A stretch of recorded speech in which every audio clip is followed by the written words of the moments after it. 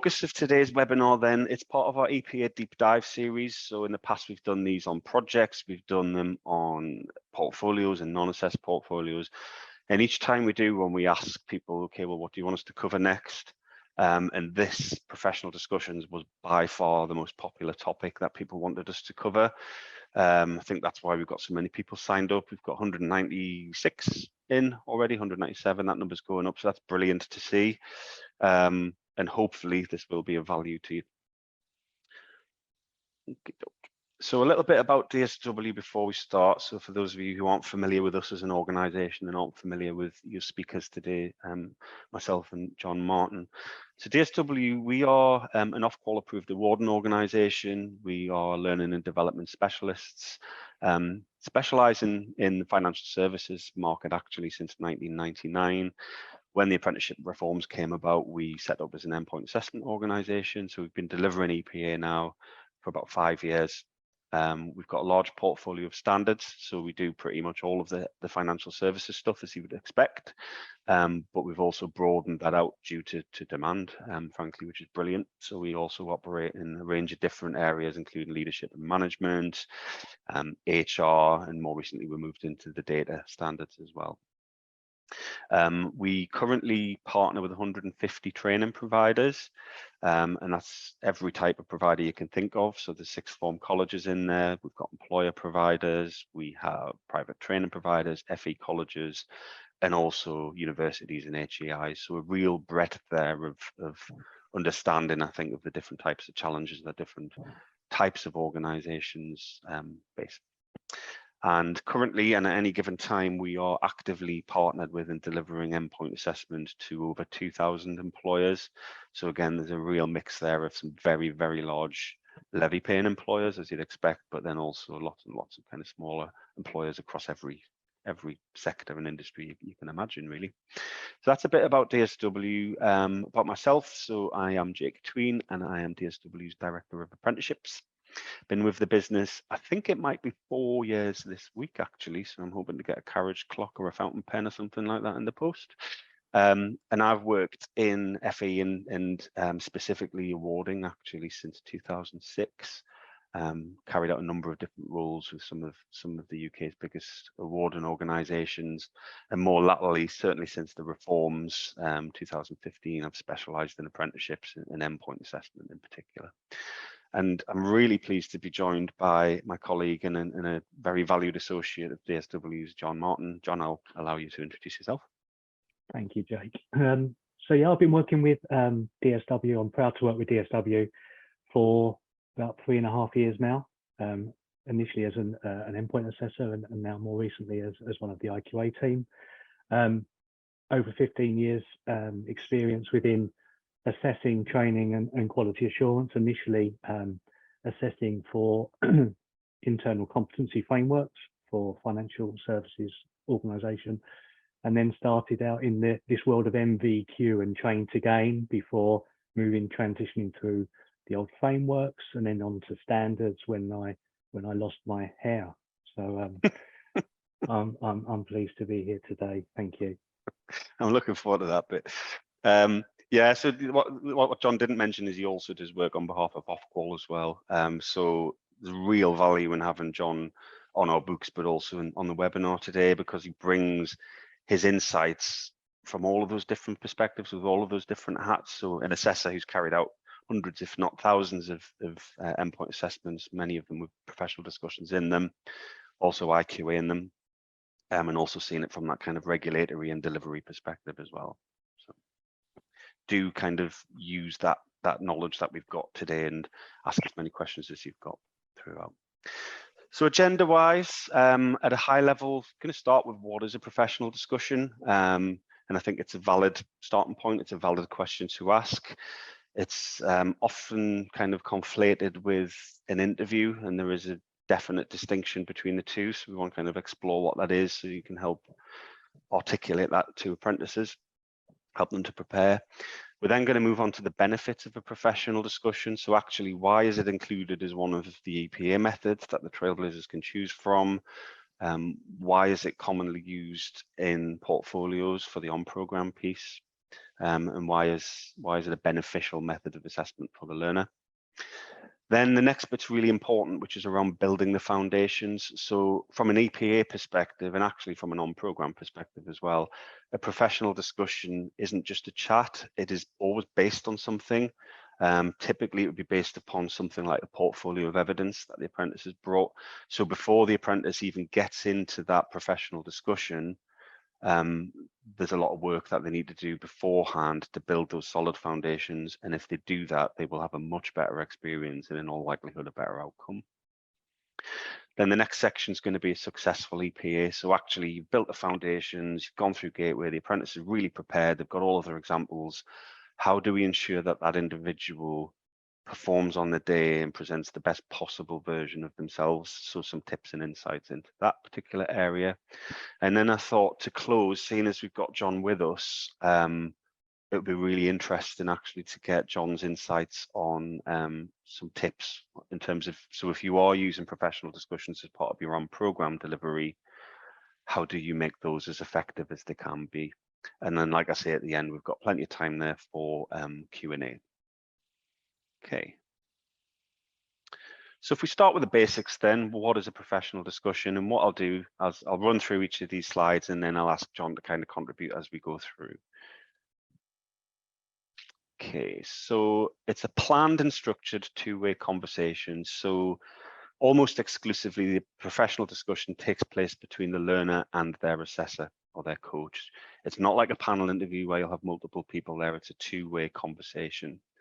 It's planned and it's structured. So it's really important. I think there's sometimes a misconception that a professional discussion is kind of just a bit of a chat, an informal kind of conversation about work. To a degree, that's true, but it needs to be planned and it needs to be structured. From our point of view, if we are endpoint assessing a professional discussion, we have certain parameters that are set by the assessment plan. So how long has it got to be? How many questions? How many prompts are involved? Which specific KSBs does that professional discussion cover? So it's absolutely necessary that it is planned and it is structured. And so if it's planned and structured from our point of view, it also needs to be planned and structured from the learner's point of view. It's more organic and it's less directive than an interview. And I think that that's a very important point, because in an interview, it is very much kind of, you have an assessor and they're asking questions and expecting the apprentice to kind of respond to each of those questions. Whereas the professional discussion, I often hear it described as being learner-led, which to a degree I agree with. It's certainly more learner-led than an interview is, which I think is a good thing. It's one of my favorite methods of assessment, a professional discussion. But what it does mean is that the onus is on the learner, in this case, the apprentice, to really understand the purpose of that discussion and what is it they're seeking to achieve and what are they going to be talking about. So because it's more led by the learner, I think that's a good thing if the learner's well prepared, but they do need to be well prepared. So it's led by prompts and questions from the assessor. So what we want to do is kind of give the theme almost to the apprentice and then for them to drive that conversation, but the assessor will prompt, so to help to steer the apprentice in a particular direction. And it's targeted to hit specific learning outcomes, and that's a really important point. What we see all the time, and I know, Jon, you've seen evidence of this, is apprentices coming into the professional discussion and maybe talking about some evidence and giving some really good examples, but actually they're talking about learning outcomes that are not assessed in that method. They're assessed maybe in a project or a presentation, and actually that's wasted effort on behalf of the apprentice. And then the final part on there, which is what I said before, is it's not just a chat. It is, I would personally describe it as being slightly less formal in an interview, because it is more of an organic conversation and because it's led more by the apprentice than by the assessor. But don't fall into the trap of thinking that it's very informal and it's just a chat. It needs to be structured. It needs to be targeted on specific outcomes. Do you have any thoughts on any of that, Jon? Yeah, I would. It's absolutely formal. I'm not sure that any apprentice looks forward. Well, I very few apprentices tell me they've been looking forward to their professional discussion because it's part of the bigger EPA piece. It's absolutely planned, whether that be off the basis of a review of a project report, a project itself, a slide deck, or in the case of, for example, team leader that I specialise in a portfolio.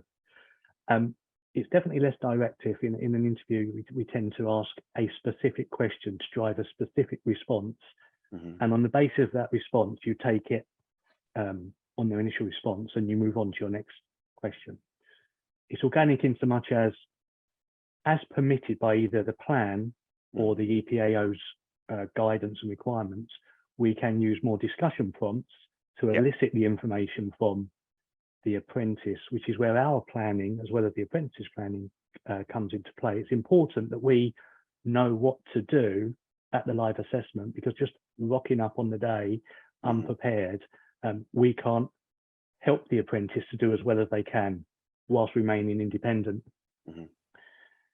The benefit, one of the benefits, then we can come on to this later, is because of the nature of using more prompts, it enables those apprentices who can't necessarily articulate themselves as well in the written case studies reports, but can talk and tell us about what they've done and when they've done it. It gives them a great opportunity to maybe build on what we've seen in advance. And the better apprentices, and I can say that as in, we want all apprentices to do as well as they can, but the better ones come prepared with, I know what I've submitted in advance. I'm ready to talk to you about that evidence, whatever that evidence is, depending on the standard. I also agree, you hit on something that happened to me last week, assessing an apprentice. They were very, very, very good, but in the limited time that they have available, and some of the assessment plans are quite restrictive in terms of what they've got to cover in how much time, and what the endpoint assessor is allowed to ask or direct. They spent a lot of time talking to me about outcomes that were assessed through the other endpoint assessment component. Now that presents a challenge for the endpoint assessor who wants to support the apprentice without helping them or leading them. You have to listen to them, because they might get to the point where they give you what is needed to meet the outcomes assessed through the method. And you don't really want to stop them too soon and say, hang on a second, we need to move you on, because they might miss that opportunity. But equally, by letting them talk, they're eating into the valuable time that they have available to them. So it's 100% important that they focus on what outcomes, and when we say outcomes, depending on the assessment plan and how it's structured, sometimes it is outcomes, sometimes it is descriptors. So they need to be mindful of what they're trying to achieve, whether that's hitting the minimum pass or their aspirational target grade, which FE would refer to like the merits and distinctions, for example. Brilliant. Thank you very much, John. And I think that that idea of kind of understanding which learning outcomes, which descriptors are being assessed in that method, in the scheme of things, is a very, very easy thing for the learner to understand and to prepare for. Thank you for that. Okay, so the benefits. So this includes using it, as I said at the beginning, as an on-program assessment method, and also a trailblazer selecting it as an EPA method. So less intimidating than an interview. So I've had the kind of pleasure and the fortune to be involved in lots of different trailblazer groups over the years across loads of different occupations and sectors. And I know that when that kind of, you get towards the end of that development phase and it's okay, well, which assessment instruments are we going to use? They almost always will say, okay, well, the perception at least is that a professional discussion is less intimidating than an interview. I just think that word interview strikes fear into a lot of people's hearts. So discussion point there, but certainly from my perspective, what I've seen, it is seen as being less intimidating. Based upon an existing body of work, this is a theme that I think we're likely to revisit quite a lot in the next hour. That's a benefit, because if you contrast that with an interview, I think we've all been in a situation, for example, if you go for a job interview, you've prepared, you've had your sticky notes everywhere, you've got loads of examples, and then you get asked a question that you just didn't prepare for, and you panic and you give an answer, and then you come away from it thinking, oh, I completely flunked that answer. 2 hours later, you come up with the best answer in the world, but it's too late. Well, that scenario doesn't exist where there's a professional discussion, because you have that existing body of work. The assessor is not going to want to ask questions that don't relate to what's in that portfolio or that project or that presentation. They will if they have to. So for example, if they felt that the example that was in there was irrelevant, but that's not an effective use of time, and actually it does call into question the validity of the responses given by the apprentice. So by far and away, it's better for everybody involved that there's a robust body of work that's involved. And actually that's a massive benefit to the apprentice, because they can take that with them usually and have a copy of their portfolio, some notes in front of them. They know what questions are going to be focused on, which outcomes. If they're prepared, there's no reason why they shouldn't have a good outcome to that assessment. And also it provides an opportunity to demonstrate a lot of kind of behaviors and some technical and a lot of soft skills that are included in almost every apprenticeship standard I've ever seen. So effective use of technology.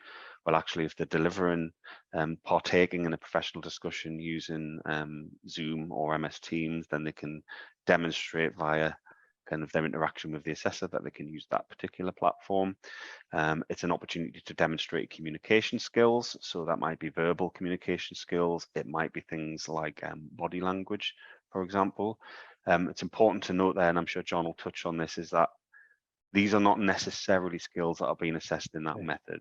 Yeah, but if they are, so if in your PD it says, right, okay, you need to give an example of communication skills. Well, actually, holistically, the apprentice might be getting marks from the assessor, because the assessor's thinking they're a pretty smart communicator. Actually, they're using really they've broken it down into plain English, explaining complex kind of concepts and systems, and their eye contact's great, and the body language is great. So there are opportunities in there for apprentices to demonstrate additional skills and behaviors.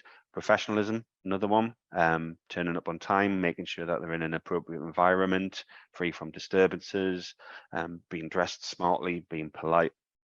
It's a great opportunity to demonstrate all of those things. And finally, rapport building. So it's not as common in terms of kind of something that's specifically and discreetly assessed, but in some standards it is.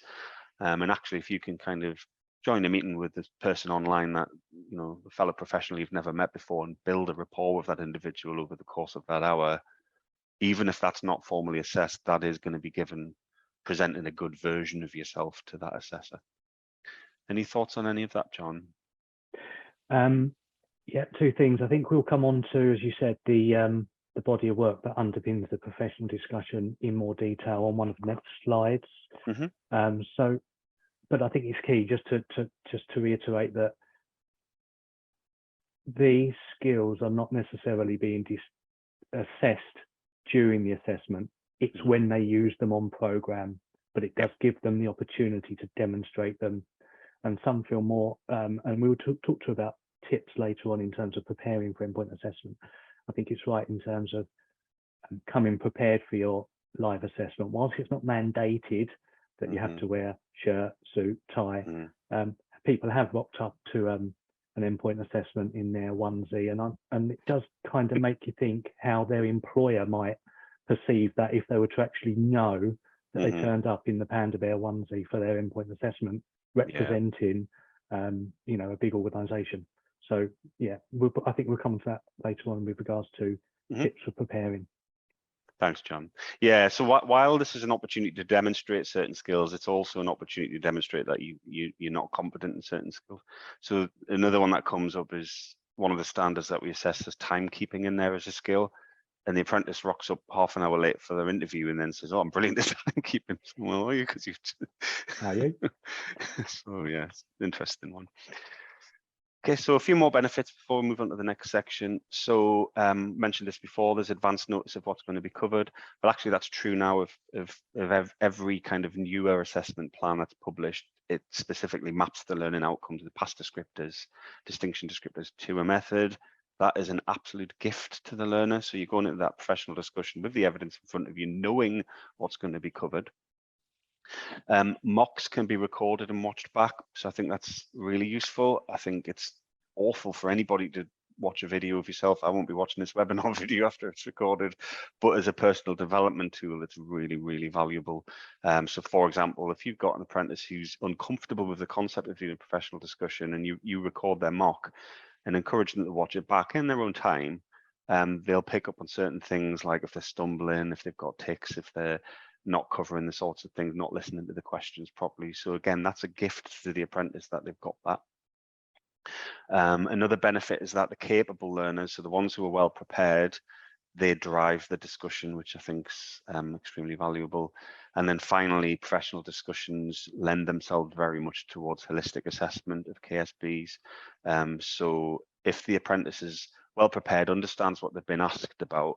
In giving a response, the chances are, if it's a good response, it's not just going to meet one descriptor, it's going to meet loads and loads of them, particularly when it comes to behaviors and soft skills and things like that. Any thoughts, John? Definitely holistic assessment. I think any skilled EPA will look for opportunities to holistically assess. Mm-hmm. The one thing I would say in preparing your apprentices for endpoint assessment is the EPA can't assume that a descriptor, an outcome was met through a good response. And when I say a good response, an appropriate response that's relevant to the outcomes. But they will absolutely look for obvious opportunities to holistically assess. And we can't over-assess in the same way that you can't over-assess when you're mapping on program. Mm-hmm. But yeah, we would absolutely look for opportunities where we can do that without leading or helping or making an assumption. Could you give an example of what one of those obvious opportunities would be? Yeah. I think about, can we focus on team leader? Because that's the one that yeah, sure. Obviously I do most of. Mm-hmm. A way of managing change might be evidenced, and I say managing change might be evidenced through a specific example, but at the same time, they might demonstrate the behavior of being agile and flexible in terms of the needs of the organization and then how they supported their team to come on that journey with them. So we can absolutely then, if they gave us a description of what they did, we could map it to the behavior. Whereas we couldn't infer that just because they did something, they knew what they were doing. Understand, yeah. If the knowledge is also assessed through the same assessment method. Yeah. Thank you very much, John. Okay. So building the foundation. So I mentioned at the start, this is just as important as what the apprentice does on the day, in my opinion, is the preparation that they do in understanding what's going to be involved, what their responsibilities are in terms of what they need to prepare and what they need to bring with them. So we're going to have a look into that in a bit more detail. So I think what I'll do is I'll just touch on these points because I think your insights are probably, well, undoubtedly more valuable than mine, John. So I'll just go through these at a pretty high level and then ask you to kind of contribute if that's okay. So the solid foundation we've spoken about, it might be a portfolio, it might be a presentation or a project. Structuring the evidence. So if it's, let's use a portfolio as an example, we need product evidence in there because that validates and authenticates that the apprentice's account of what happened is accurate, but also it's useful to have that narrative in there, which gives the structure to it. And so if we use something like the STAR method or the 5W and H method, for example, what that does is that provides a lot of the essential kind of supplementary information to the assessor up front. So in your professional discussion, you're not having to go through all of the detail of what happened, when it happened, who was there, what you did. They know all of that. So what they're going to do is they're going to steer the conversation to focus in on particular aspects of that to satisfy themselves of the apprentice's competence. So as I said, work product's really important, it's essential, but witness testimonies as well within that portfolio. Thorough understanding of the KSBs is absolutely, completely and utterly essential to every assessment method within EPA. I'll say it again, it's a gift to the learner that they know in advance what they're going to be assessed against. There aren't many forms of assessment where that's the case. Clear mapping of evidence. So this is around, again, making sure that that experience, that 1 hour interview, for example, is as efficient as possible because you've really clearly presented that evidence to the assessor. They've had an opportunity to review it all. They are crystal clear on what you did and how you believe it meets each of the outcomes. Their job's going to be easier, but actually they're going to be able to use that hour much more efficiently to target and confirm, and then also potentially lift the apprentice up to distinction level. Then we have delivering professional discussions on programs. So be that as part of a portfolio or be it as part of a kind of mock professional discussion, that's really, really important because for all I've said, it's not as formal, for want of a better term, as an interview. It's probably still quite daunting for a lot of people. And so there are kind of certain tips and techniques you can do in preparing those mock discussions and those on-program discussions so that they emulate the environment and the conditions of the EPA as closely as possible. Anything to add on that, John? Yeah, if I may. Okay, so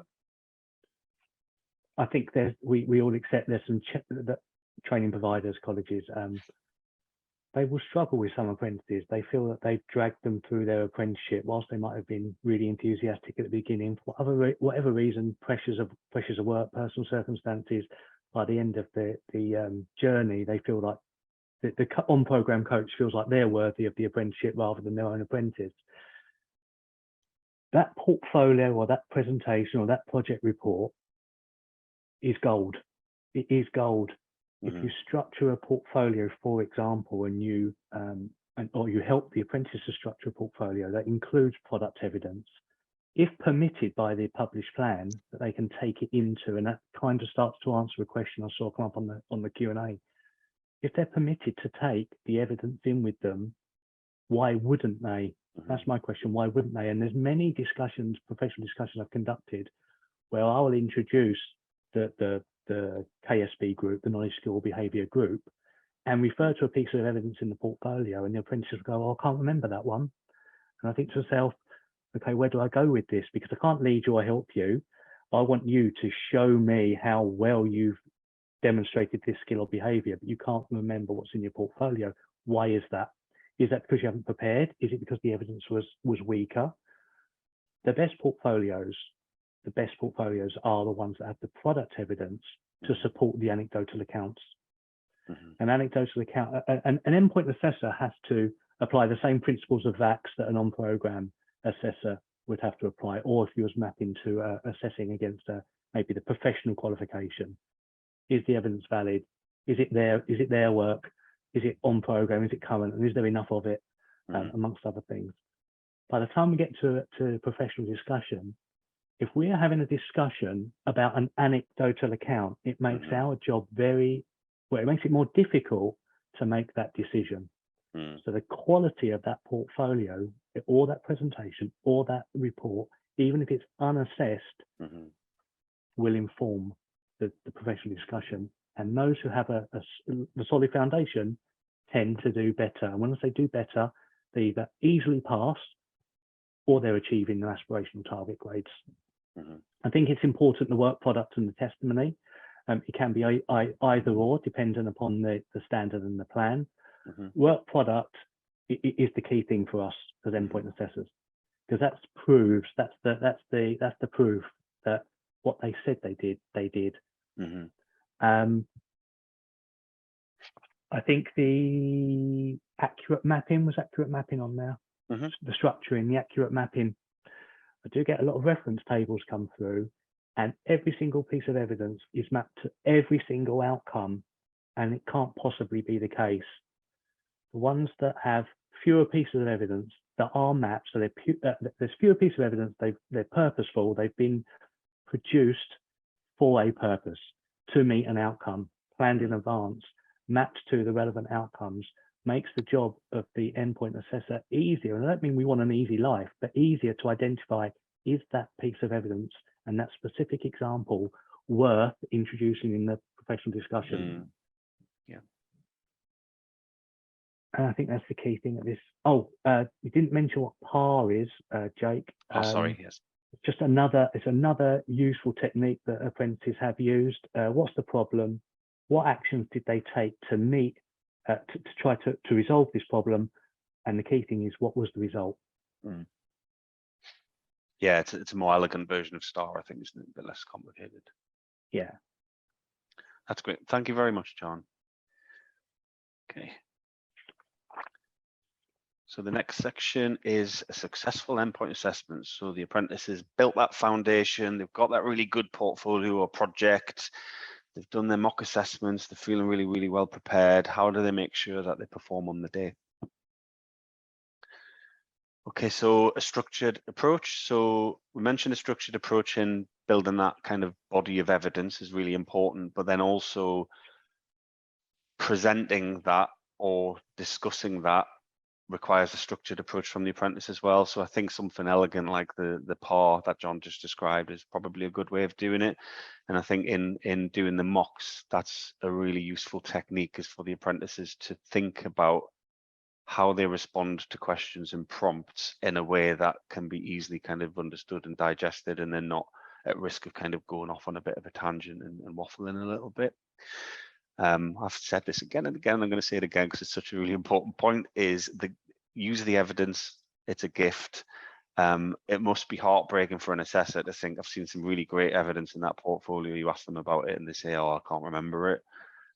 There's no reason not to remember it and to have it in front of you. If you have that opportunity, why would you not take it? Appropriate environment. So there are specific controlled conditions that need to be adhered to in a professional discussion. It is an assessment. It's no different to taking an exam.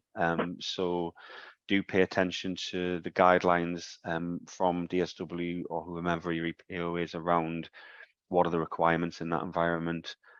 So you need to be free from disturbances, for example. You need to make sure that you've got a secure internet connection if it's being done online. I'm sure John will be able to add more to that list. Test the technology. So don't turn up on the day and hope that you're going to know how to use Google Hangouts when you've never used it before. And this, I think, is an important tip when running the mock PDs, is actually replicate that EPA environment as closely as possible. So if the EPA PD is going to be done online, do the mock online, do it in the same room with the same laptop, as closely as possible, replicate those conditions. And it just means there's less chance of stuff going wrong and the apprentice is more comfortable and familiar with that environment when it comes to the day of their assessment. Professionalism, so all the things we talked about before around attire and punctuality, communication, eye contact, that builds an image of professionalism that'll be palpable to the assessor, and they might not be things that are kind of discreetly or directly kind of observed or assessed, but obviously if the purpose of this assessment is to see is this person competent in their role, you are doing yourself a massive favor by displaying the best version of yourself and being professional in that assessment. The next one's a really important one, and this still happens all the time. And I don't know whether it's apprentices kind of not being prepared or whether it's just a bit of rabbit in the headlights on the day, but we still get occasions where apprentices talk about, we did this, and they talk about us. And it's absolutely imperative that they talk about I and they talk about me, they talk about what they did specifically to contribute towards that, because that work, that example needs to be attributable to that individual. And then the last one, which sounds really kind of wishy-washy, passion and pride, but actually, if I were an independent assessor and I was carrying out a PD with somebody and I could see that they were passionate about the work that they did, they were proud about the work that they did, I'm not saying that would affect my assessment decision, but that would affect my view, similarly with professionalism, as to kind of how effective I think that person actually is in their work. So if they're really professional about it, they're really passionate about it, they're really proud about it, and then they've got the examples to back all of that up, that person has presented the best version of themselves on the day, and that ultimately is what we want them to do. Any thoughts on any of that, John? Probably all of it, but in the time we've got, Jake, let's focus on the I and the me. Okay. I think certain standards are going to require the apprentices to work collaboratively in the workplace. They're encouraged to, and they have to.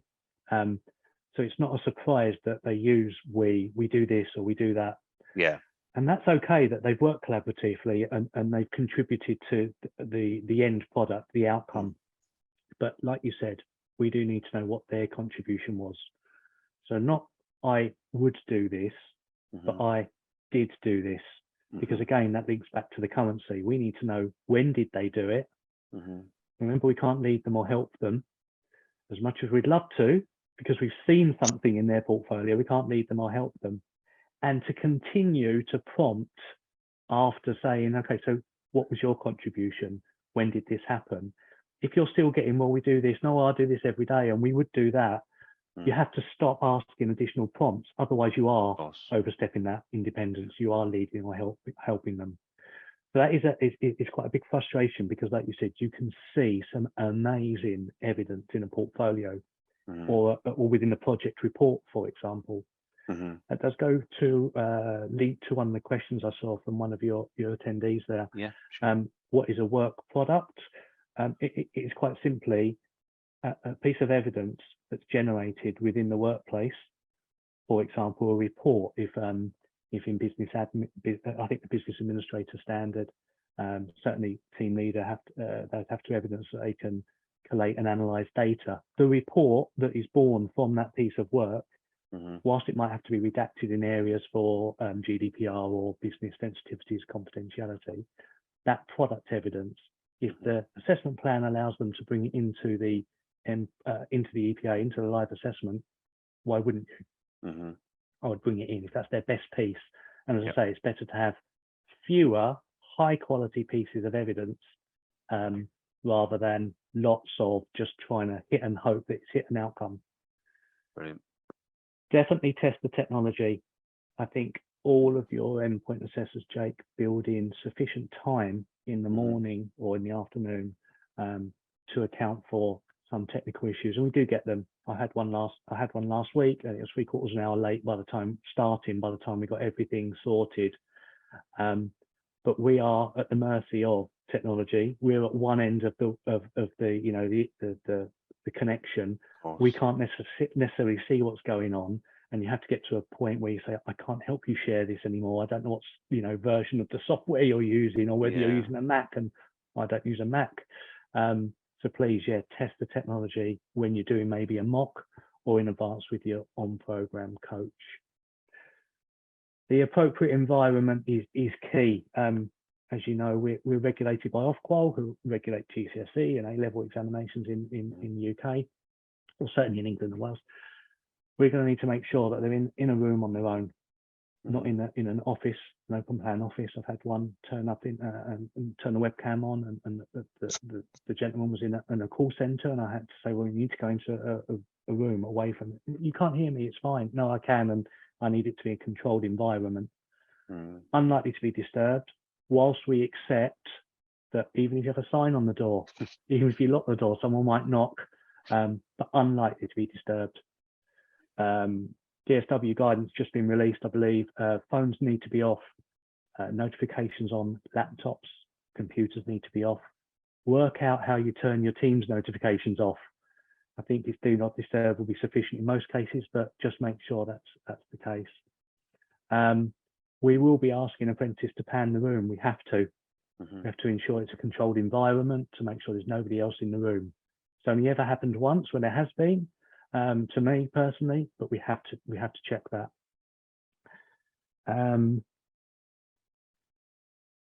They're the key things, Jake. That's great. That's very comprehensive, Jon. Thank you. I'm just going to pick up on a couple more of the questions before we move on to the next bit.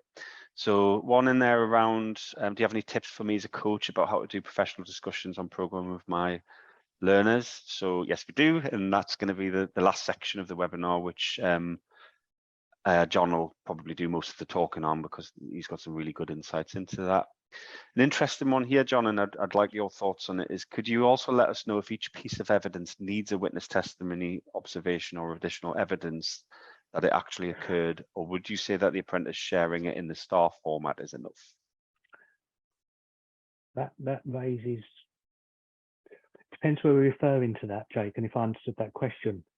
In a portfolio, for example, unless it is mandated, and I don't know of an assessment plan that says it is, you don't have to have, if you have an anecdotal account on its own, it probably won't meet the requirements of ACTS because you haven't got anything to substantiate it, to corroborate it. But it doesn't mean say you have to have a work product and a witness testimony. I think across the portfolio, if it is if that is the underpinning piece, I think you should have a primarily product evidence. Each piece would be annotated in so much as it might be, okay, so you might have a report that contextualize why these pieces of product evidence exist. Because of discrete evidence, the endpoint assessors are going to go, well, who produced it? Why? What was the purpose? So whilst back in the old days of having these big fat MVQ portfolios, you'd have a piece of evidence, it might be an email, a discrete email that has to be annotated. That's not the case anymore because we have fewer pieces. So you might have, and some of the, as I say, some of the best portfolios or best projects that come through will have the apprentice's account and then say, oh, and now please see Appendix A, Appendix B. That's the product evidence, or the witness testimony. Thanks, John. At endpoint assessment, a live assessment, we're taking that through, aren't we? So what we've seen, we're taking through. At endpoint assessment, we're going to make our judgment, because that's where the judgment's made, on the apprentice's ability to articulate what they did, when they did it, how they did it. Oh, and John, here's the evidence. You see that in my portfolio that proves that I did do it. Perfect. Thank you, John. What we'll do is, there's a few more questions in there, but we'll move on just for the sake of time, and we'll park them till the end, because we've got loads of time left, but I'm just conscious sometimes people only join for the hour. So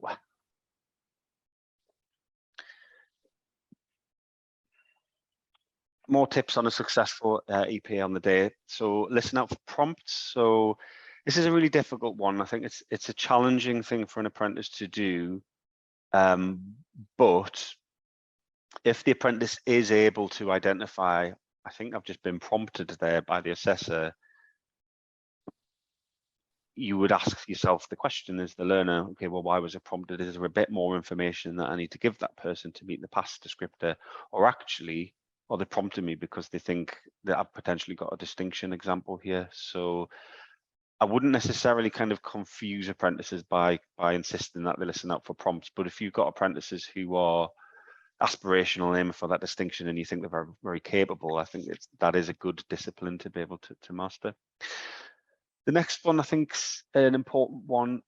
If you have an apprentice, I would reassure them that if they're in the PD and they're asked a question and they think, oh, do you know what, I totally flunked that, I didn't give a very good answer, or I couldn't answer it at all, that doesn't necessarily mean that they're going to fail the discussion, because we have been told by Ofqual that when we assess apprentices, we have to assess them against the pass and the distinction descriptors. So we can't make the assumption ahead of that assessment or during the assessment, oh, well, this person's not at the distinction level. So our assessor will ask distinction level questions because we don't want to disadvantage people because we've prejudiced them essentially. So actually, if you have an apprentice and they're in their assessment and they get asked a question and they think they didn't answer it brilliantly, please reassure that person that they shouldn't panic and think, oh God, I've now failed my assessment.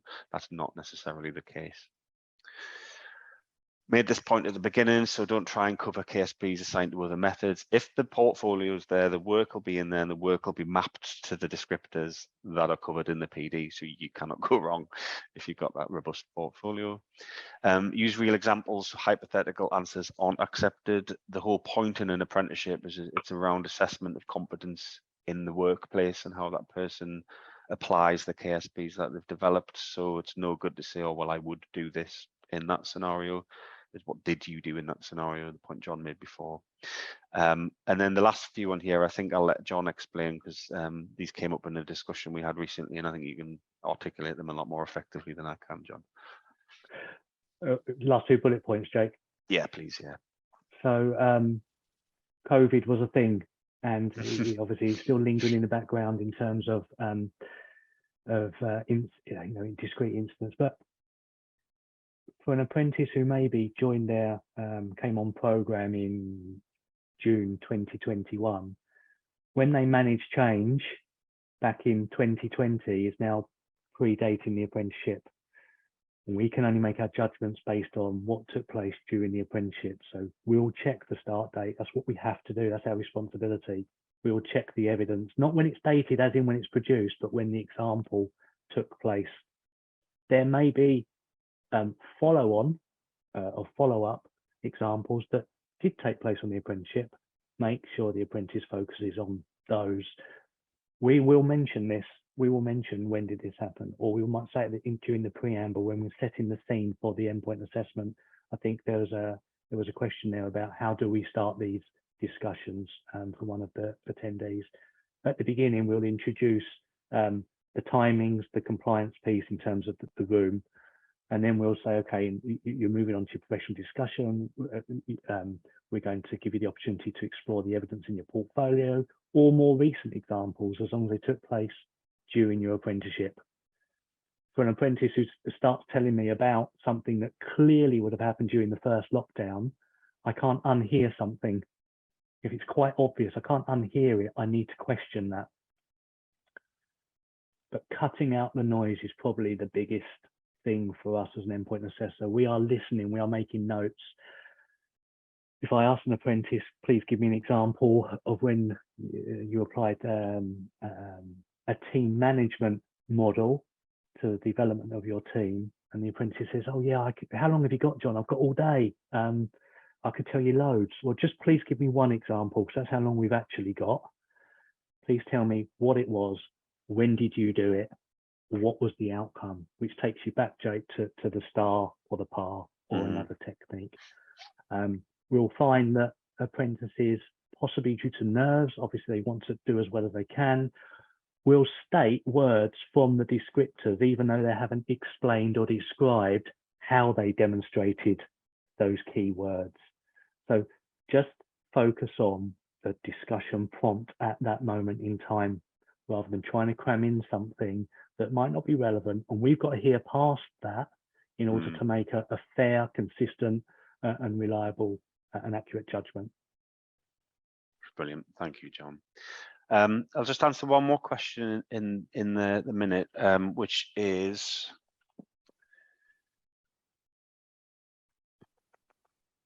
beg your pardon, I can't see it now.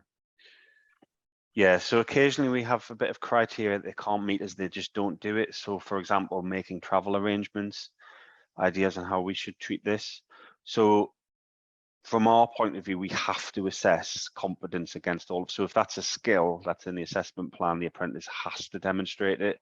And if they come to EPA and say, sorry, I don't do that as part of my role, unfortunately, they won't be able to pass the EPA. So it's really important at the onboarding process that the employer understands their responsibility in terms of the duties that they're going to have to allow that person to fulfill. And actually they might say, well, this role doesn't involve making travel arrangements, but in order for that apprentice to be able to achieve their apprenticeship, we'll give them that opportunity. And it might be, you know, in a month or two before they reach their EPA. It doesn't necessarily need to be something that they do routinely over the course of the entire apprenticeship, but just they need to have kind of meaningful exposure to those duties so that they've got good evidence that they can talk around in their EPA. Would you say that's right, John? Yeah, 100%. Yeah, thank you. There's some more questions, but we will keep cracking on, and I promise we'll revisit them. So next section is, so this is the tips for the on-program PDs. So like I say, I think, John, this is the floor's yours really. Do you want me to introduce these at a high level, or do you want to just kind of go through them? If you do, and then I'll look at what I planned to build on your slide, Jake. Absolutely. Give me 2 secs. Yep. So I think because John's been actively involved and extensively involved in on-program delivery and quality assurance of on-program delivery, that's why I kind of really wanted to add this in. You know, these webinars are focused on EPA, but if there's any additional value we think we can bring, and then I absolutely would want to share that with you. So this is a really, really good question, I think, which came out of the discussion that John and I had last week when we were preparing for this webinar. John made a really good point, and as if you're running a PD as part of your own program delivery, if it's part of a portfolio, you have to ask yourself, why am I submitting a professional discussion? And it's a really interesting point to dive deeper into. It's important that if you're the on-program tutor, coach, assessor, that you steer the discussion but don't lead the apprentice. I've personally seen loads of examples of portfolios that have been submitted with PDs in them where it's the coach is asking closed questions, they're finishing answers on behalf of the apprentice. If you do that, what you've done is you've actually invalidated that piece of evidence, and so you can end up doing kind of more harm than good, because the assessor can't say, all right, great, I think the apprentice is competent, if the apprentice didn't give that response, if the coach put the words into their mouth, so to speak. Resist giving affirmative feedback. So this is something that we kind of coach our assessors on, and it's in our guidance. It's really, really hard not to nod along and say, oh, that's a good example. It's really hard not to do it because you want the person to do well. We're all human, but you can't do it because there's a risk there that you lead them to think that they're performing in a particular way. And from an EPA perspective, of course, assessment decisions are subject to IQA as well. So for all the assessor might think that's a fail or that's a pass, it has to go through an IQA process to kind of moderate that particular outcome. Point I made before is replicating the EPA environment and experience. So actually, even if this is just a PD that's done as part of a portfolio to address a couple of learning outcomes, it's not necessarily a mock PD. It's serving the same purpose as a mock PD. It's helping the apprentice to develop the skill set that they need to perform on the day, and it's helping them to familiarize themselves with the technology and the environment. And then key point is asking them to prepare evidence ahead of a discussion. They're not coming for a chat, so you can kind of say, okay, talk to me about conflict management. Come to me with some examples of when you've managed a conflict and talk to me about those examples. Anything to add, John? Yeah, so I think the key is, why are we doing when I'm on training provider side of the gateway, why am I doing this professional discussion? And I do appreciate there may be situations, I'm just looking at one of my colleagues' questions, where you've inherited a learner, you're looking through the portfolio or whatever the project they've been working on, and you can see gaps. Yep. And back in the old day, you'd do a quick chat, a professional discussion to plug those gaps. I do appreciate there's still a place for that, plugging gaps, but it again needs to be planned. The best professional discussions that I think I've seen recently, and it's the why am I doing it? For example, an apprentice attends a 2-day residential where they obviously learn the knowledge content. They then have the opportunity to apply it in the workplace, and their on-program coach submits an assessment plan to them that says, after X period of time, when you've had the opportunity to apply that learning, I'm going to assess it on program assessment through a professional discussion. So it's planned to meet specific outcomes. And that planning may have took place at the curriculum design stage, because they knew the residential was going to take place. Yeah. They know that they're going to be working to maybe this professional qualification on program, which is linked to the standard. So we're going to conduct this professional discussion. I want you, as the apprentice, to submit your evidence in advance so I can look at it, see it, and then be able to lead this professional discussion to consolidate it, to bring it, to pull it all together. What did you do? Why did you do it? Who did you do it with? What was the outcome? So the why is why we're doing it. Sometimes there are situations where you can't replicate it easily or readily in the workplace. So it might be, okay, the coach may have limited contact due to whatever reasons, access or funding. So between visits, between coaches' visits, you gather the evidence. We'll use that professional discussion because I'm not going to have another opportunity. Yeah, I think, as I say, the best ones are, as I've just articulated. The least strong ones would be, and this I've seen in a seen and heard. So, give my name, date. I'm here with the apprentice. Can you introduce yourself? I set you the task to research emotional intelligence. Tell me what you learned. And then it's a monologue. The apprentice monologues, and at the end they go, "Thank you for that." And then the end, the 6-minute discussion, and that's not really a professional discussion. Well, it's not. I'll say not really. It's not a professional discussion at all. It doesn't serve that purpose. Professional discussions. I'm just looking at that one of those questions. Unless mandated by the plan and the EPAO, professional discussion is on program is really useful, and certainly in my experience, for those apprentices who can't articulate themselves in writing in the same way that they can verbally. So they may have still completed the tasks, they may have still produced the evidence, the work products. The professional discussion gives them an opportunity to showcase that work product, that evidence.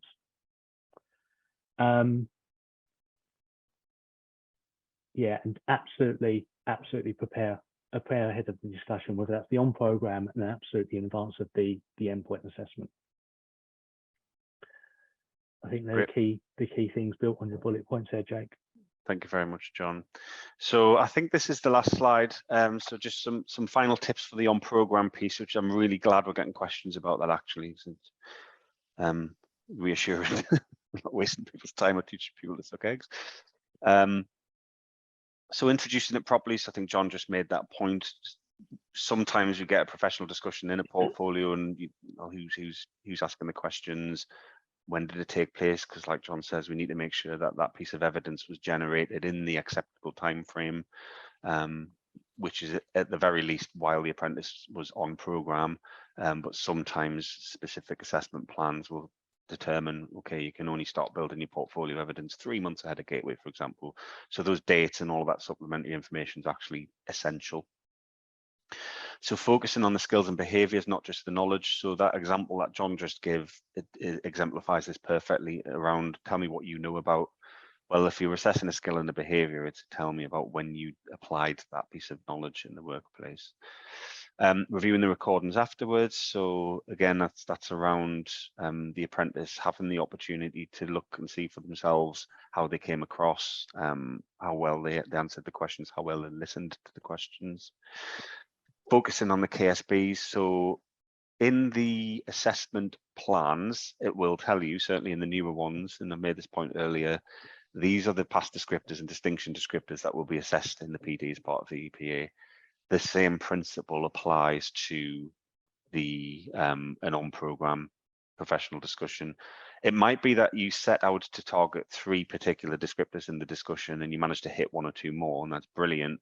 But what you shouldn't do is go in and think, right, we're going to have a discussion and then afterwards we'll map it and see which KSBs it hit. It should be targeted on specific things. Otherwise, it will end up just kind of rambling on. And then the final one is around timestamping the recordings. So if you're submitting recordings, particularly if they're kind of in excess of 10 minutes, it's really useful to timestamp them for the same reasons that Jon gave around the importance of mapping accurately evidence against learning outcomes in a referencing table for portfolio. Any more thoughts on those, Jon? I think we just focus on the timestamps. Yep. This is for the on program, so this would have informed maybe the portfolio or something to relating to a project. We've only got a finite amount of time in advance of the professional discussion, the live assessment, to review the evidence. If they are focused, if they are targeting specific KSB descriptors, you won't necessarily have a lengthy recording within a portfolio, but you might have lots of them. There might be a lot of them. So unless the EPAO or the plan says you can't, we can expect to every now and again to have a portfolio with lots in there. We can't keep listening to the recordings to go, did we hear that? Is it indicative of what the apprentice did? So the timestamps are important because we can go straight to the timestamp and go, okay, right, I'm going to take that through. There was an example there. I found the product evidence in the portfolio. I'm going to take that forward to the professional discussion. It gives us a fighting chance because there's just not enough time to keep listening to the same recording over and over again.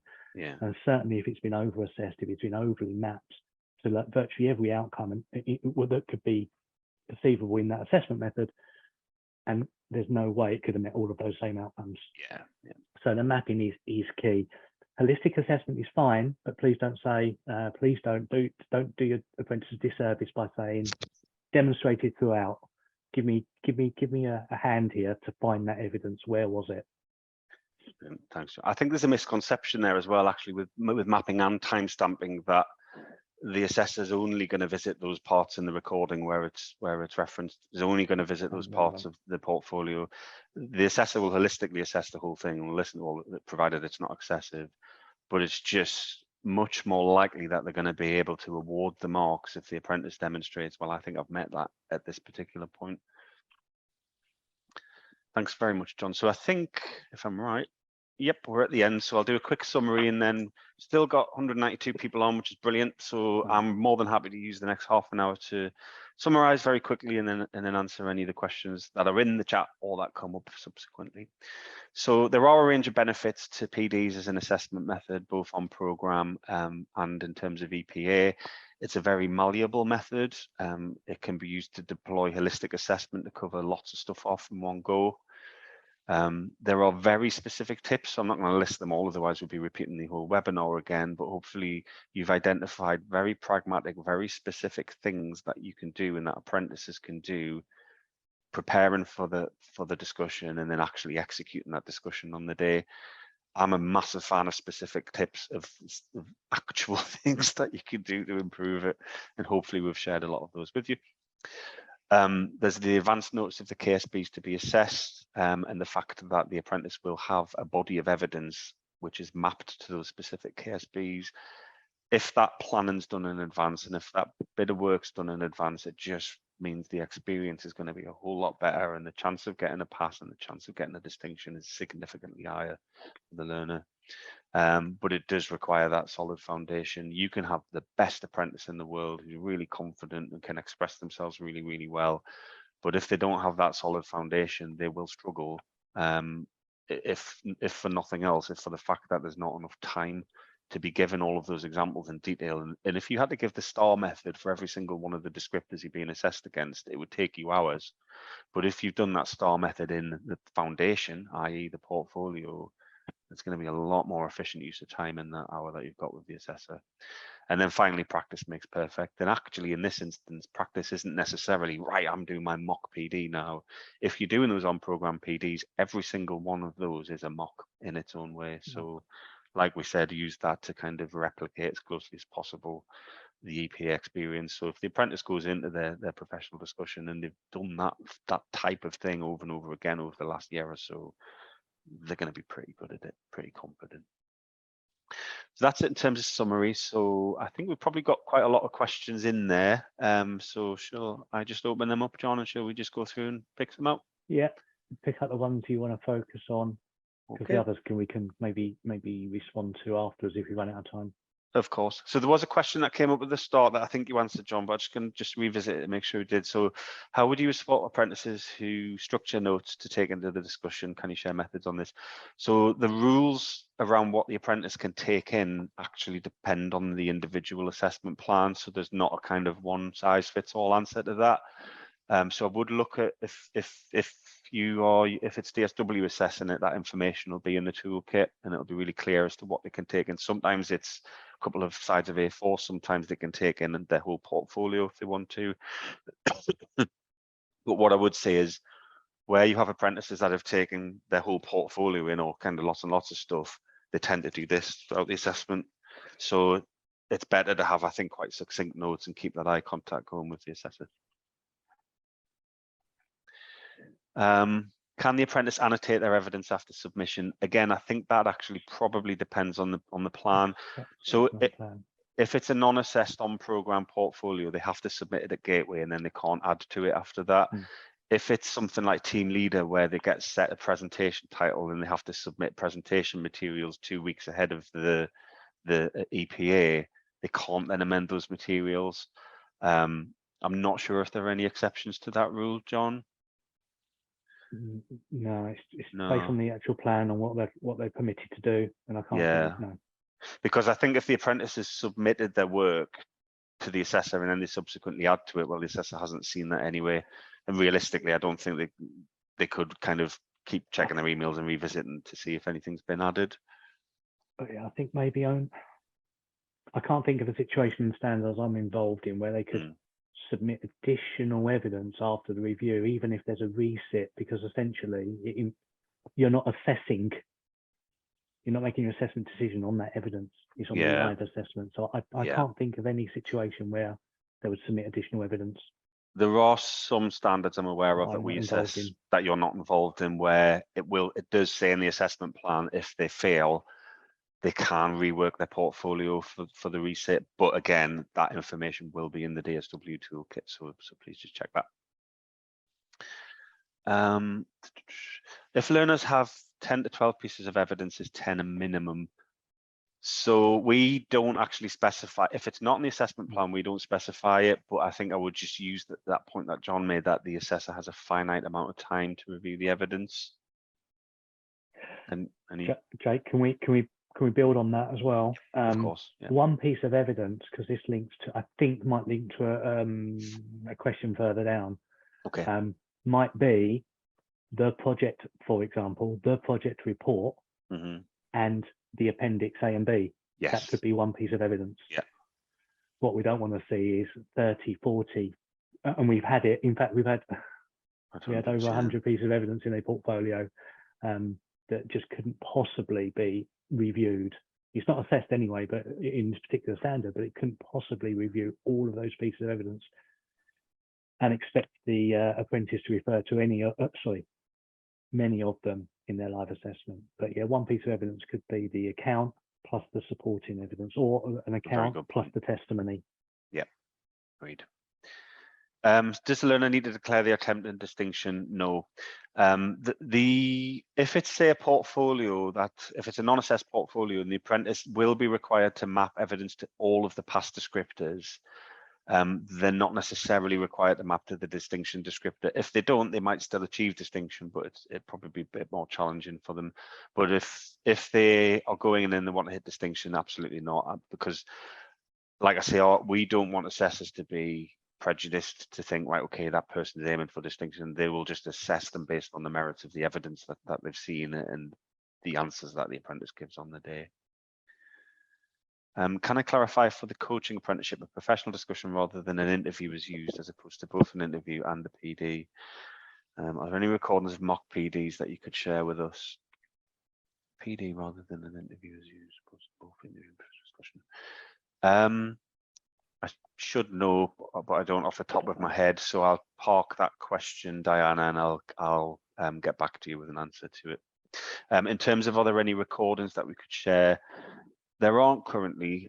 We have kind of considered doing them, and it's something I think I'll revisit with the team. I think the challenge is what we don't want to do is create something that then becomes a kind of homogeneous, kind of replicated PD. I think because by its nature it's so varied in terms of the base of evidence that it's based on, the set of learning outcomes. I think there's something we could probably do around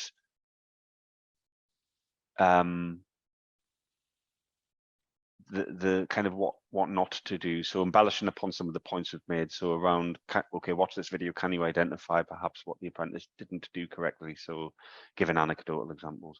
We'll give it some thought. I'm just thinking out loud. We'll give that some thought though, definitely. Okay, any tips where there isn't a requirement for portfolio for EPA, so HR standards? We encourage learners to take in relevant evidence to support learning outcomes to show if one, but less structured than other standards. It's always going to be based on what the assessment plan permits, is it, Jake? Yeah, so if the assessment they're taking with them. Yeah. So if the actual apprenticeship itself doesn't include a portfolio at all, I think it's difficult to answer without knowing the details of the individual standard. So HR is in our portfolio. I think that's another one. Chelsea, if you wouldn't mind making a note, and we can get back to Jackie specifically on that one. Yeah. Thank you. Okay, next one. So some standards are more prescribed. For example, DTSS level 7 and compliance specialists, they require mandatory assessment methods such as witness testimonies and observations. If this is the case, it'd be an assessment plan. Yes, so Quinn's absolutely right. There are some assessment plans that do dictate the types of evidence that need to be in there. Some of them even dictate the number of pieces of evidence, but then I would totally agree with what Jon said before, which is that a piece of evidence might actually be, right, here's my account of what happened on this particular project, and then this is the witness testimony, and there's a couple of bits. We would class that as one piece. Next question, do you state which LO is the focus of the question being asked? And we don't. Jon's shaking his head. Is there a reason why we wouldn't, Jon? For example, in a professional discussion, it's a free-flowing discussion. So yeah, it's almost like you don't need to. That's that's part of my answer, because there's only so many ways you can ask a discussion prompt that would drive a response that is directly and intrinsically linked to that descriptor. Yep. So for it to be free-flowing, as I mentioned one earlier, how many ways can you ask an apprentice to give an example of a report they created? If the standard says the apprentice is able to collate, analyze, and report data. Yeah, of course. We don't do that, but we do let them know at the beginning of the assessment which KSV groups are assessed through that method. And we just check that as part of the intro, that the apprentice is aware of which standard they're here to be, because many people say, yeah, I've been on this management apprenticeship, or I'm an operational department manager, but they're actually on the level 3 team lead supervisor. So we check that. We check the assessment methods that they're expecting to undertake, and then during each assessment we'll say, okay, so this assessment we're going to be covering building a high performance team, and then once we lead into it, the LOs are quite clear through the lines of inquiry, our lines of inquiry. Yeah, brilliant. Thank you, John. Quite a big question from Angela. So, John, is it better to submit work product evidence so that this can be the basis of the discussion at EPA over professional discussion evidence if the portfolio is quite weak? I've recently taken over a learner who's passed their end date and I prepare them for EPA. I think you might have answered this earlier, John, did you? However, the portfolio is, sorry, go on. Over, as discrete evidence, a work product in a portfolio might not mean anything to the EPA at the review stage. So the professional discussion may be there to contextualize it, but certainly in my experience at the, because they would have mapped the work product on their referencing table for regardless of the standard. So in the live assessment, at least that gives the endpoint assessor a fighting chance to say, I saw this report, I saw this in your portfolio, tell me how it's relevant to. Yeah. Or they might, the apprentice may, with that kind of intimate knowledge of their own portfolio, they may introduce that work product in their discussion, in their response. Thanks, John. I've just recalled as well a conversation you and I had, which I think is worth making people aware of now, where you shared an example of where apprentices use telltale language almost, where actually it seems as though they don't do those things as part of their job and they're trying to give a bit of a kind of roundabout answer to it. Yeah, I'll be careful how I word it, but some apprentices are very, very clever and they know how to phrase something that again steers the EPA to a point where you have to question, were they recounting something that they saw as an observer that was going on within an organization? Yeah. Next step, this meeting took place. Okay. Yes. Did you chair that meeting? No, I didn't chair it, but that meeting did take place. Okay. Can you now give me an example of when you chaired the meeting? Exactly that. Yeah. The decision was made. Okay. Did you make that decision? If so, which decision-making technique did you use? Oh no, that wasn't my decision. Yeah. Can you now give me an example? So they're very cleverly worded. So it is important, going back to the earlier slide, I did this.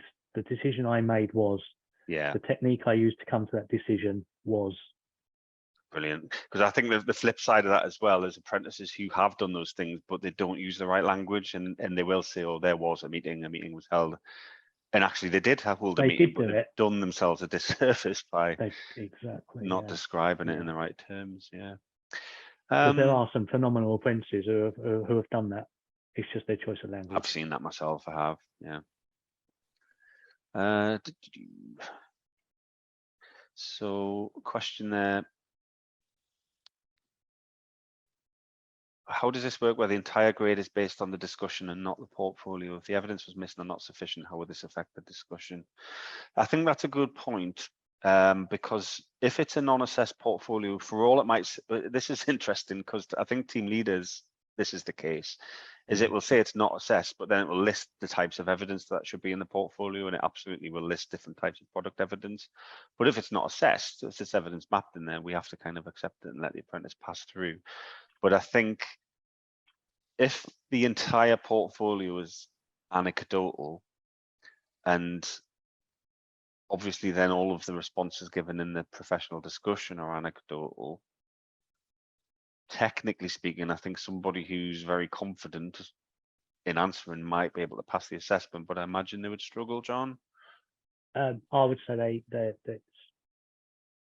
I think they do struggle more.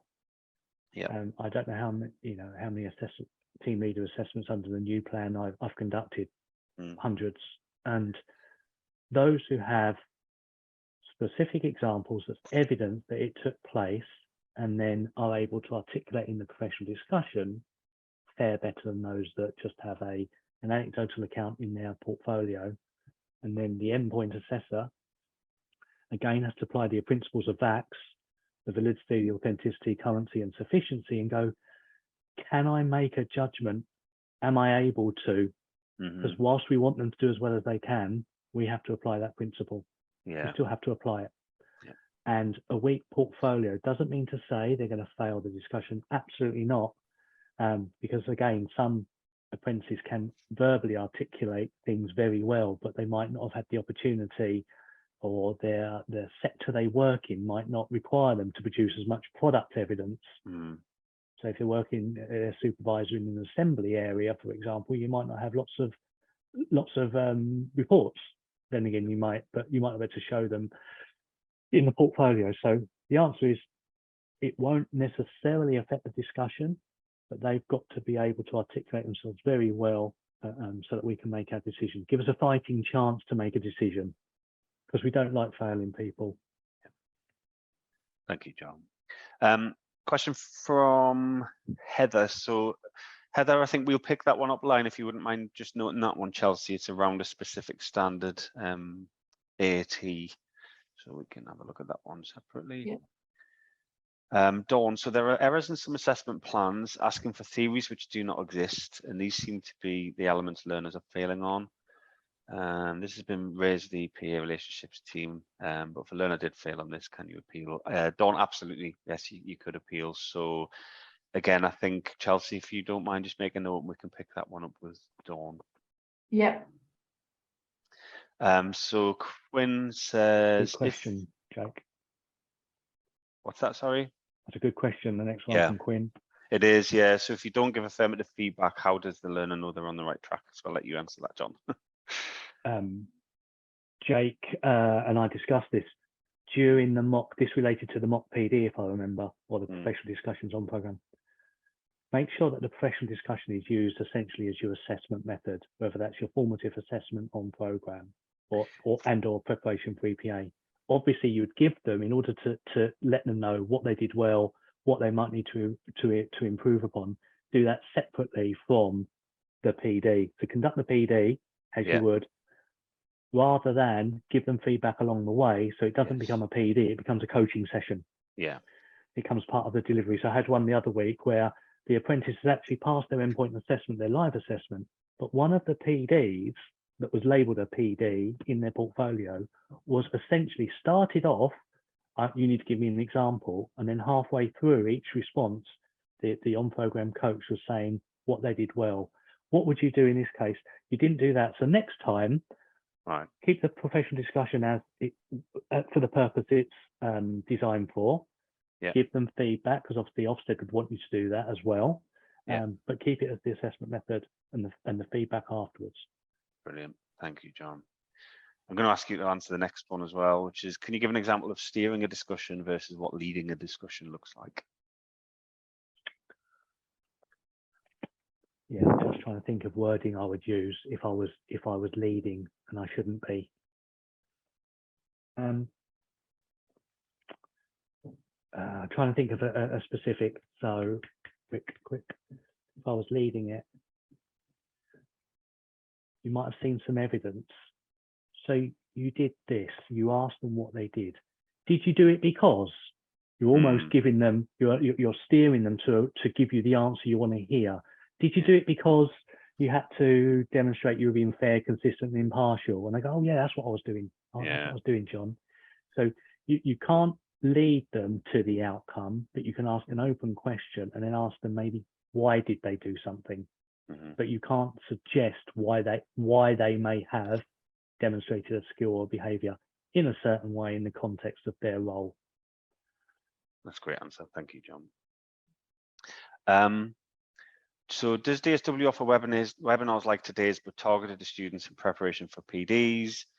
Absolutely, 100%. Yes, I'll commit to doing that. So we do have student targeted webinars, which are specific to individual standards. But I absolutely 100% agree, having one that's focused on particular assessment methods would be massively valuable. So I will commit now to doing that.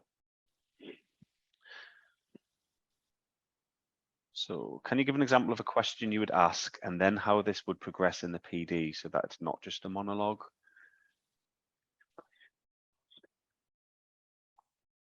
how this is. I think, yeah, I think I get that. So how do you then sort of Okay. subsequently prompt? So there was one about business administration earlier, for example. Yeah. And it was the travel arrangements, and I appreciate that that is a difficult one for the business admin for apprentices. Yeah. So it doesn't become the monologue. You might ask for the example, Mm-hmm.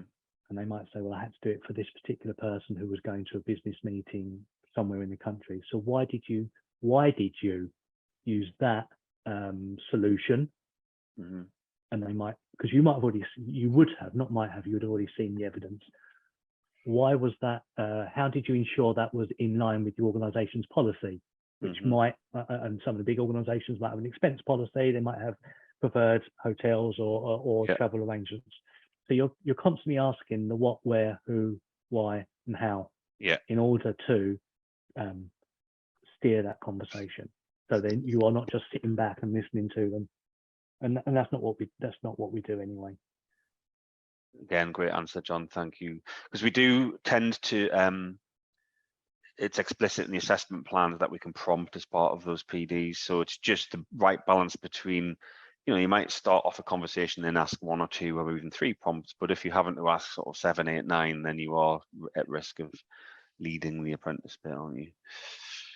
You're almost telling them they haven't given you enough, yes, or exactly. the right information by the fact you're continually going down this route. Yeah. And we can't do that. Okay, so I think some of these have been answered, so I'm just going to try and find one that we haven't.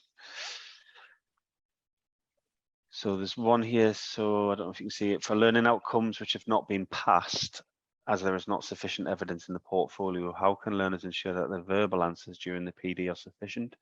Should they seek prior to the PD evidence, product evidence that they can show the assessor as new evidence to support and what they talk around as during the PD, they can only really give anecdotal. Yes, it's a really, really good question. So I think this applies to certain standards where it's an assessed portfolio and then it's an assessed PD.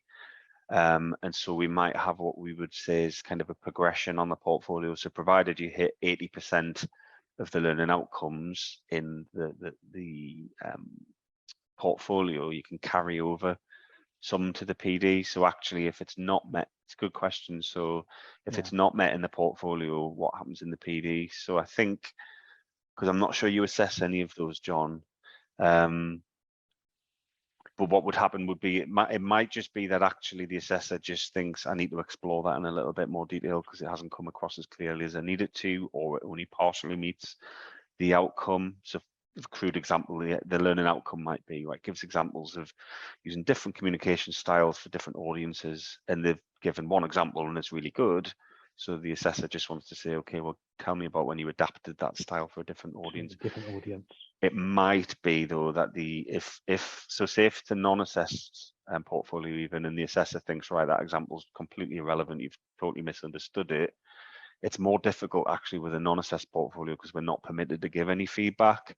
But when we create the question banks for professional discussions or the prompting points for professional discussions, what we do now is we'll also have a generic question. So actually, if it is a case that the portfolio example wasn't sufficient or wasn't relevant, the apprentice has the opportunity to come up with another example. So the assessor might not have seen that, and it is therefore kind of somewhat anecdotal.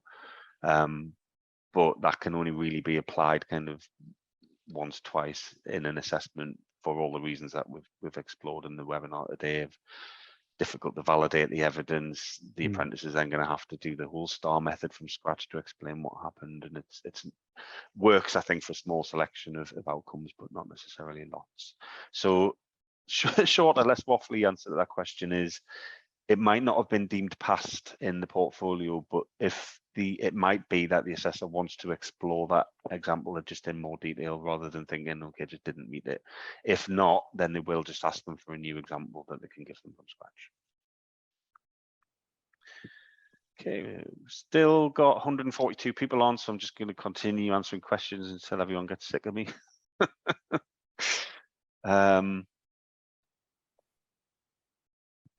Does a learner, sorry, you haven't done that one. So as the portfolio is not assessed, could a mock EPA PD be used as evidence? We have asked for this to be stopped. That's a good question. Do you think to that, John? So if it's a non-assessed portfolio, you do a mock, could you include that mock as portfolio evidence? That's a DSW client who have asked for it. I'm reading that as DSW have asked for this to be stopped, so I'd need to know the reason, the rationale behind that. Yeah, I don't think that we could. I mean, we'd have to look into it a bit more detail, but I don't think we could reject that because it doesn't explicitly say you can't do it.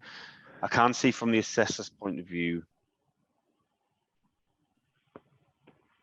It might be frustrating that you've replicated the actual assessment itself and included it, but I don't think we could ban somebody from doing that. If it was an unassessed portfolio, Mm-hmm. I think this would probably go. It doesn't say in this. I don't know what that particular standard is. Yeah. But I know the training provider deliver a lot of the management suite, or have done. If it doesn't say it in the assessment plan, technically, I can't see why it wouldn't be included. It would be interesting to actually listen to one of those PDs to see if it actually adds any value, regardless of what's allowed and permitted by the plan or by the EPAO. It'd be interesting to see what value does it add, because it's how it's conducted and what the response is from the apprentice, whether it actually demonstrates the skills and the behaviours, and that's what we're trying to glean from the review, if that's what that's referring to. Thanks, John. I need to know a bit more. It's a really, really interesting question. Chelsea, if you don't mind, if we can pick that one up as well on the list. Yeah. Thank you very much. It's a question from Judith. It appears that if the assessment method is a project, the appendix is as important as the report. So I would say, and unless the assessment plan asks for a specific format, some apprentices have, and I've seen some amazing project reports where they've almost inserted screenshots within the body of the report rather than the appendix. But either way, I think that evidence that what they said took place is evidence of, yes, it did take place. Here's the evidence, John or Mr. or Mrs. EPA. I think that, yes, it is important. Yeah, I think a visualization of the data is really critical as well if you're putting charts and data sets and things in there. So how much does structured interview differ from the PD? So the interview very much will be a set of questions that are very focused and targeted, and the apprentice will respond to a specific question. They might get a prompt or two, but the discussion's more around, like we say, being led more by the apprentice with a steer from the assessor, rather than a series of kind of quick fire questions. You have to get every single one of these right. In the discussion, it's likely to cover a much broader range of KSBs. Anything to add to that, John? No, agreed. Agreed with you. Some learners struggle to recall theories or models. How focused is the PD on the apprentice being able to recall and share these? It depends what's in the assessment plan, I think would be my answer to that. So if the assessment plan specifies, okay, you need conflict management techniques, for example, or theories of leadership styles, then they will need to be able to articulate those on the day, because that's explicitly assessed in the plan. Great. Learners using notes, can they only be paper notes, or can they have a second screen with notes or an iPad, etc.? Oof, Tracy's asking some hard questions. We haven't found to date somewhere that says they can't, but it's I think that's the EPAO's call on that, because we're trying to create this controlled environment. Having a second screen means there could be stuff on there. Exactly. That's down to the EPA. Jake, back to you on that one, I'm afraid. I think I'll confer with our quality team, but I would personally give the same answer, which is that if they're using an electronic device, we say that you can't take a phone in, because obviously you could be browsing the internet, speaking to somebody, and the same would apply, I guess, to an iPad. Would professional discussion work when the training has included a scenario which is hypothetical, not accepted, and the professional discussion later could review how they have used the learning in that scenario?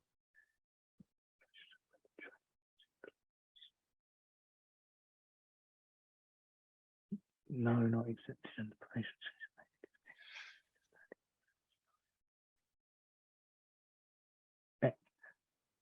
If I've read and understood that correctly, if the standard requires demonstration of a skill, it has to be a specific and real life example in the workplace. Nothing can be hypothetical.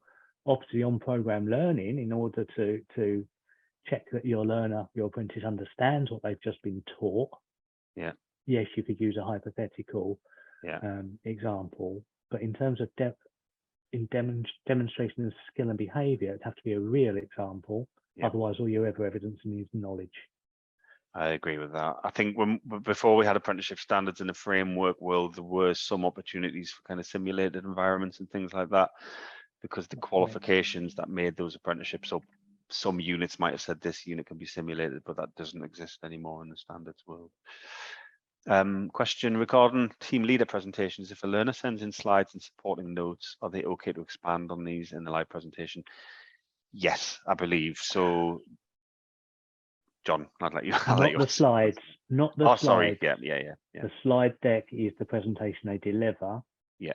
However, we appreciate that their commentary, the narrative, they can adapt, because not everyone refers word to word for the script that they have developed. So the presentation itself is submitted. They have to deliver that slide deck. That is the presentation. It can't be changed once submitted in line with the plan. But obviously the commentary on the day might change. Yep, totally agree. Question from Emma. Assessment plan for actuary level 7 refers to portfolio-based interview. Does this differ from a PD, and if so, how? So yes, it will. So it will be based on the portfolio, but it's an interview, so it'll be a set number of questions. So typically an assessment plan, it will tell us as an EPO, you have to ask this many questions, and it might be a set number, it might be a minimum, a maximum. So it's a lot more structured and kind of rigid, rather than this organic discussion that we've talked about today. Okay. Will there be a session like this and mock case study tests? Absolutely. I think if you don't mind, if you do have the opportunity to fill in the feedback survey, if you pop that in there, and then we'll what we'll look at is which are the most popular requests, and then kind of sequence them in that particular order. If the reflective statement covers most everything, how is it best to ask questions which add value?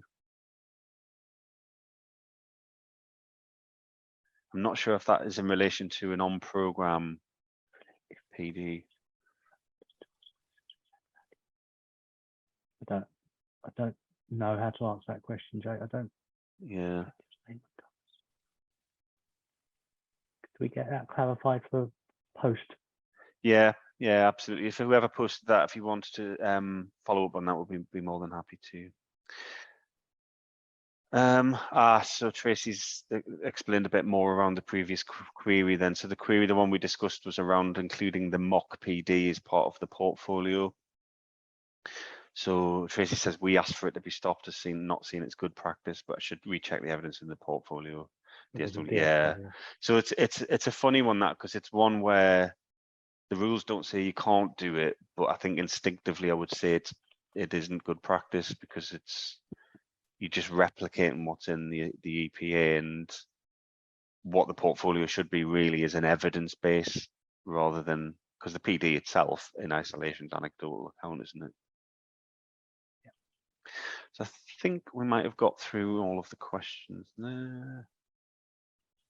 Yeah, I think that's it. So a little bit over time, but we've still got 86 people. Bless you. Thank you so much for sticking with it, and also getting all the questions in. Like I said at the beginning, we want it to be a value to you, and also actually we want it to be a value to us. And I think it really, really has been. I've really enjoyed it. Love getting so many questions. Love having so many participants. It's been great having you on here as well. So thank you. Thanks for the invite, Jake. So thank you to everybody that joined. Really appreciative of it. We will share with you the slides and the recording. If you have any questions that come up that you thought, oh, we should come up with that on the day, just drop one of us an email and of course we'll get back to you. So thanks very much and have an excellent day, everybody. Thank you.